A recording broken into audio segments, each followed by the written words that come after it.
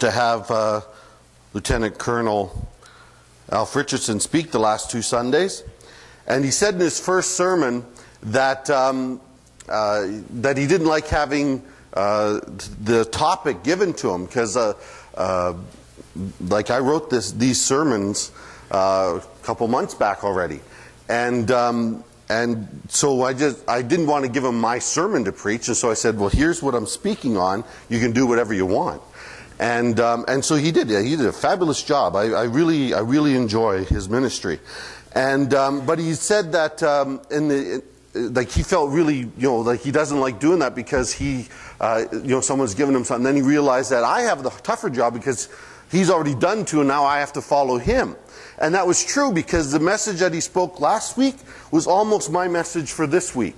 So I had to change, which was fine. I didn't mind, but it is true. We sort of it was sort of the same. It wasn't the same message, but it was the same passage and a number of the same ideas. And so I went, that's okay. We'll just go on with something else. And the whole idea of this sermon series was we're going to write the future. So many of us think that our futures are predetermined in some way.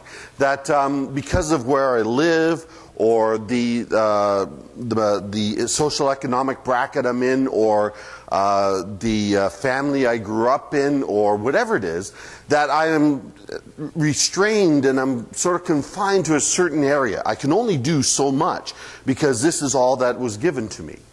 And so we just sort of work within that, and then we maybe complain, or we say, oh, it's too bad that we weren't able to be more, or that we weren't able to, I wish I had been born into a richer family, or whatever, so that I could have had more opportunities. And the truth is that we have at our disposal from God everything that we need to make the life that He wants us to have. And now for some people that means that we have a lot of stuff. And for other people it means that we don't have as much. But what God says is that what I'm giving you, use that. And then use that to proclaim my kingdom. And that's really what when I'm talking about writing the future, that's what we're talking about. And so the first week we talked about our time. God has each given us so much time. Again, some people have more time, some people have less time. But the time that we have, God wants us to use it for His honor and for His glory. Last week we learned about talent, and how, I love that phrase that Alf said. He said, Knox got talent. And that's true. We have a lot of people here in this church. In fact, everybody who is sitting in this congregation right now has talent. It may not be that you would stand up here and sing and play the guitar, but that's only one type of talent. You have other talents that you can use to honor and glorify God, that God wants you to use. Now, it may be something that's behind the scenes. You may be very good at baking banana bread. I think that's what Alf had said last week. That there was this lady in church, she didn't have it, but she made the world's best banana bread. So you're the banana bread maker for God. That's okay. Use that. That's what you should do. Each one of us have some sort of gift, some sort of talent that God has given us that we are to use for His honor and for His glory. And so today we're going to be talking about our resources, and the resources that God has given us so that we can use them for His honor and for His glory. Now, if I was a really, really smart person, I would have gave this message to Alf to preach, because then he would have had to talk about money. But being the wise and discerning person I am, I thought better of it. There was this story of a little boy, and just like 2-3 years old, just sort of getting around. And it's not so. We always hear about the terrible twos. You know what that is, right? Okay. It's not so much that the kids are terrible, it's just that they can do so much more, right? I mean, they're able to walk around, they're able to get in things, you have to child-proof your home and the whole bit. It's not that they're bad, it's just that they're curious. And they would, no, don't do that, no, don't do that, no, don't do that. That's basically what it's like. And then we have those kids that just love to do, don't touch it, don't touch it, don't touch it. And they have their finger there, I'm touching it, I'm going to do it. But this is what this little kid was like. And he used to put everything he found into his mouth, right? That's what kids do. It's one of their ways to figure out what things are. Dirt's okay. You know, that type of thing. Becky used to do that all the time. Remember, she used to eat dirt in our house? And then we found these little worms in the dirt. We went, oh, gosh, that's terrible. Here's salt.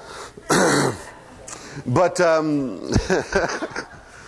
can't wait. Are we going to show videos at their wedding? We got to show videos at their wedding. That'll be good.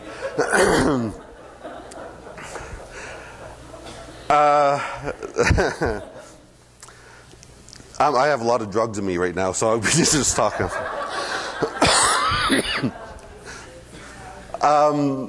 Anyway, this child picked up a toonie and swallowed the toonie, and the mom was frantic. Oh my gosh, it's going to cause a bowel obstruction and everything else, and he's going to be very, very sick. And you'll call 911. Call 911. The doctor. We got to get a doctor over here to make sure he's okay. And the husband said, no, we're not going to do that. He says, why? I'm phoning the pastor. The pastor won't know what to do. He says, listen, the pastor can get money out of anybody.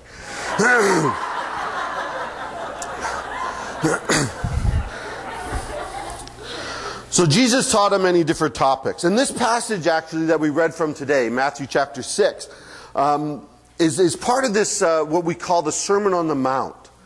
And from chapter 5 on the way to chapter 7. And he teaches about a lot of different topics. And he talks to the people about, different things. And as he was speaking to all these people, I'm sure there were people in there that really thought that, were a little cynical, like, oh, let's go out and hear what the new teacher has to say, type thing. Like, there was new teachers all the time, people that would do this type of stuff. And so I'm sure there were people who were like that. And there may have been, people who were turned off by religion. But as they listened, their cynicism turned to interest. And they really started, well, this guy has something to say. This is kind of interesting. And they were impressed with his insight and his practical teaching. And he covered a lot of topics in life, like how to treat others, how to forgive, how to handle lust, how to handle worry, the importance of keeping your word, the difference between true and false prayer. And he's going on and on and on. These are great things. These are things I need to know. This will help me in my everyday life. And eventually he comes to the topic of money. And that really shouldn't surprise us, because money is a big part of what life is all about. In fact, if you were to go through the New Testament and find out all the places that speak about money, especially in the Gospels, you find that Jesus speaks about money more often than anything else. That he speaks about it more than love and faith and forgiveness, all that other stuff. Money is his number one topic.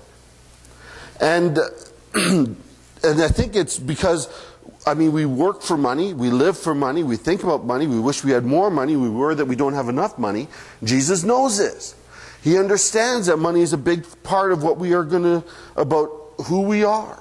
And so if we're going to write our future, we have to look at the part that money plays in the equation.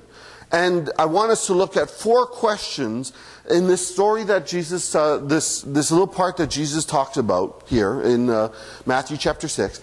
4 questions that we need to ask ourselves about money that will help us to get the true perspective on what Jesus is talking about, where money should be in our lives.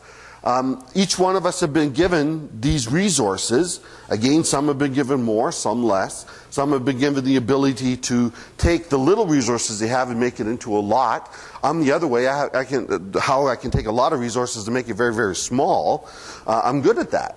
But we want to, how do we make it so that we take the resources that God has given us and use it for His honor and His glory?